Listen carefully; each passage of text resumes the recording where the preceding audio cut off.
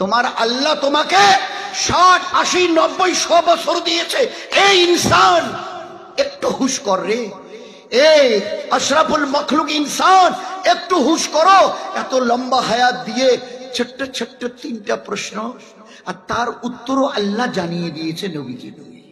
Short question, এর চাইতে short question কি হবে? রব দিন নবী, রব দিন নবী, রব দিন নবী। রবকে দিন কি নবী কি? তোমার ছেলেটা মেয়েটা ক্লাস 6, 7, 8, 9-এ পড়ে, 8, 9, 10টা সাবজেক্ট, এক একটা বই এত বড় সাইজের পিঠে করে নিয়ে যায়, আর 1 বছর পড়ে 1 বছরের মাথায় না দেখে পরীক্ষা করতে হবে। আর আমি তোমাকে 60, 70, 80 বছর হায়াত দিয়েছি 3টা ছোট প্রশ্ন, আর তার উত্তরটাও শুনে না। রব আল্লাহ, দিন ইসলাম, নবী মোহাম্মদ আর কিচ্ছু দরকার। এতটুকু যদি বলে দিতে পারো, আমি আল্লাহ বলবো, এ ফেরেশতারা, ওই পুরুষটা মেয়ে ছেলেটা উত্তর দিয়েছে শোনোনি, ওর কবরে জান্নাতের বিছানা বিছিয়ে দাও। জান্নাতের বিছানা, যার বিছানার ওই চাদরের একটা সুতার দাম, মানে একিনের সঙ্গে বলছে খোদার নামে কসমকে, যার একটা সুতার দাম গোটা দুনিয়া মিলে দিতে পারবে না। আমরা বুঝতে পারবো না এটা, এখানে এই অবস্থা থেকে বুঝতে পারবো না, বুঝতেই পারবো না, নয়তো অন্যদিকে চলে যাবে। তো খালি এতটুকু তৈরি করে আসতে পারবে উত্তর বলেই শুনে নাও। প্রশ্ন আমার প্রস্তাব, মুনকির নকির ফেরেশতারা 2 জনকে জিজ্ঞাসা করবে, রব কে, দিন কি, নবী কে? একদম চোখ বন্ধ করে উত্তর দিও, রব আল্লাহ, দিন ইসলাম, নবী মুহাম্মদ সাল্লাল্লাহু আলাইহি ওয়াসাল্লাম। তোমার উত্তর শোনার পরে এরা যদি একটু দেরি করে না, আমি ধমকাবো, এই উত্তর শোনোনি, কি দেখছো দাঁড়িয়ে? ওর কবরে জান্নাতের বিছানা বিছিয়ে দাও, জান্নাতের খিড়কি খুলে দাও, এসি, জান্নাতের এসি হাওয়া ওর কবরে যেন যায়।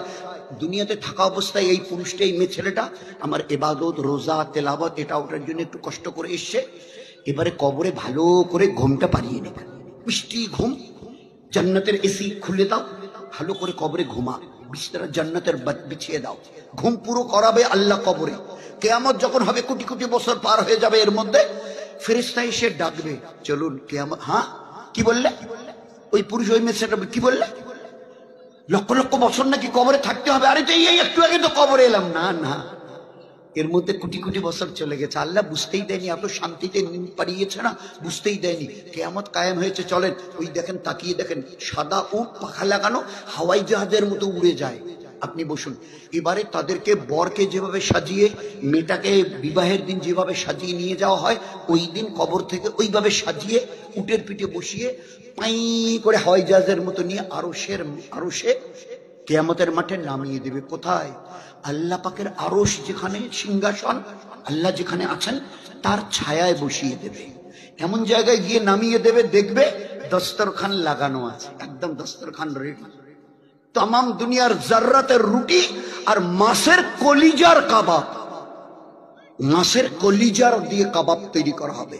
ওই রুটি, তাম দুনিয়া জাররাতের রুটি, মাছের কলিজার কাবাব। ফেরেশতারা বলবে, কবরে ঘুম পুরো করেছে, এখানে নাস্তা করুন। আল্লাহ পাক, নবীজি ওই যে দাঁড়িয়ে আছে দেখুন, নাস্তা হয়ে গেলে আল্লাহর পেয়ারা নবী সাল্লাল্লাহু আলাইহি ওয়াসাল্লাম নিজে হাতে জামে কাউসারের পানি পান করিয়ে দেবেন, নিজে হাতে তোমাদের সবাইকে। এমন পানি যে কোনোদিন আর পিপাসা লাগে।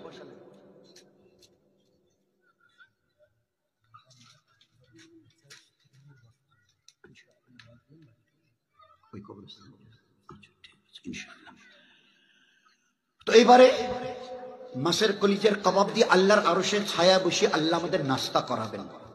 কারণ জীবনটাকে ইমান আর ইবাদত দ্বারা তৈরি করে নিয়ে গেছে। ওই জন্য আল্লাহ বলছে, খবরদার, মান্যওয়ালা ওয়ালি হয়ে ইবাদত পুরো করে আসিস, দেখ না জীবন কাকে বলে। তো কিয়ামতের মাঠে আরশের ছায়ায় বসে নাস্তা করব, জনাবে রাসূল সাল্লাল্লাহু আলাইহি ওয়াসাল্লাম দাঁড়িয়ে, আমার উম্মতের নাস্তা হয়ে গেলে আমি নিজে হাতে, তো নিজে হাতে জামে কাউসারের পানি পান করাবেন। হয়ে গেল পানি পান করা, আল্লাহ পাক বলবে, আমার তরফ থেকে এই পোশাক প্রেজেন্টেশন, হাদিয়া, যেমন বিয়ের লোককে দেয় না, তো এটা আমার তরফ থেকে হাদিয়া, পরো। আর দেখো 8টা জান্নাতের দরজা খুলে দেওয়া আছে, যেটা দিয়ে মন চায় জান্নাতে চলে যাও, জান্নাতে চলে যাও। ফের জান্নাতের আজীব ব্যাপার, ওসব এখন থাকবে, ওসব আর এখন সময় নেই। তো এই জন্য জীবনটাকে তৈরি করি। আর যদি জীবনটা তৈরি করে না যায়, তো আল্লাহর নবী বলছে, মৌতের সময় আজরাইল তার ওই সুরত বদ সুরত আযাবের চেহারা নিয়ে 500 রহমতের নয়, ও নেককার পুরুষ আর নেককারিনী মেয়েদের জন্য যখন আজরাইল যাবে 500 রহমতের ফেরেশতাকে সাথে করে নিয়ে যাবে।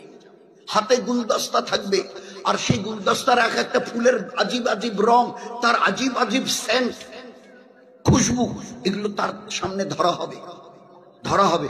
আর যখন তার মৌত হবে 500 ফেরেশতা রহমতের এক একজন সালাম দেবে আর বলবে, জান্নাত একটু পরে তো আপনার মৌত হবে, জান্নাতে এই আপনার জন্য আল্লাহ রেখেছে এত বড় বিল্ডিং। আর একজন এসে বলবে, জান্নাতে আপনার জন্য 4টে এরকম পানির নহর আল্লাহ পাক রেখে দিয়েছেন। ফের বললে, জান্নাতে আপনার জন্য এরকম হুর আর গেলেমান রেখে দিয়েছে।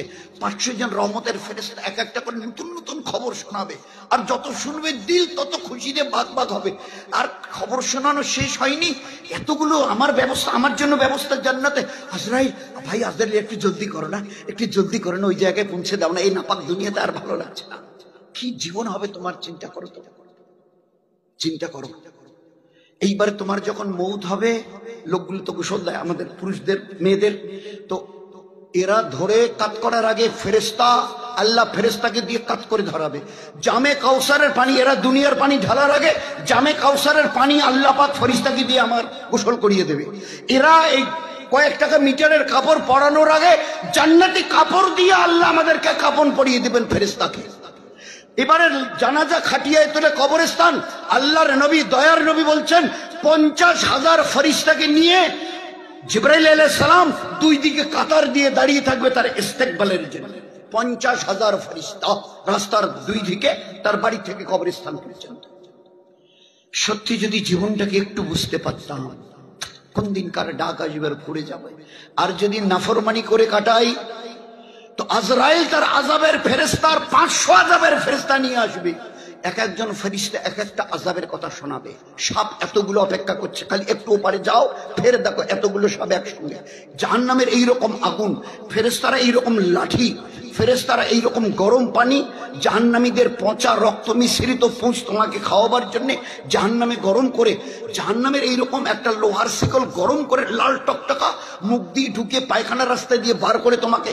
তো 500 ফেরেশতা আযাবের, এর আগে ওর কাছে ছিল রহমতের, এর জন্য আসবে আযাবের, শোনাবে। যত শোনাবে তত ভয়ে এইভাবে। কিন্তু বাঁচার তো রাস্তা নেই।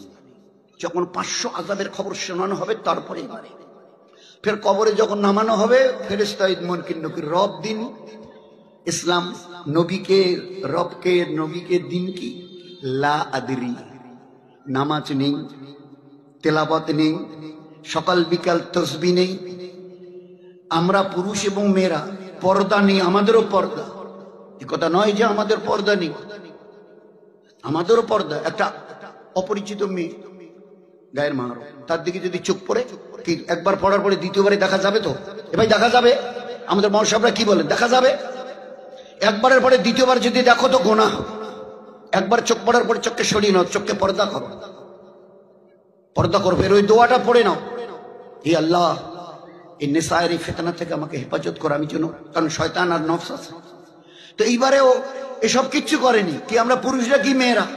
না নামাজ, না রমজানের কদিন পরে রোজা, না তেলাবাদ, না তসবিহ, না পর্দাপুশি, না জবানের হেফাজত, না বাচ্চাদের সুন্নত তরিকায় তালিম তরবিয়াত, নবীওয়ালা মিষ্টি মধুর বাড়ির টাড়ির লোকের সঙ্গে ব্যবহার, আর 24 ঘন্টার প্রত্যেকটা কাজ সুন্নত করি নাই।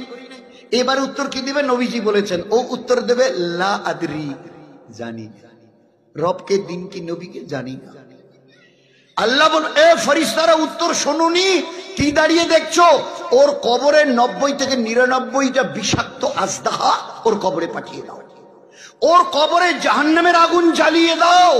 ওর কবরের দুই দিকের মাটিকে আস্তে করে চাপিয়ে দাও।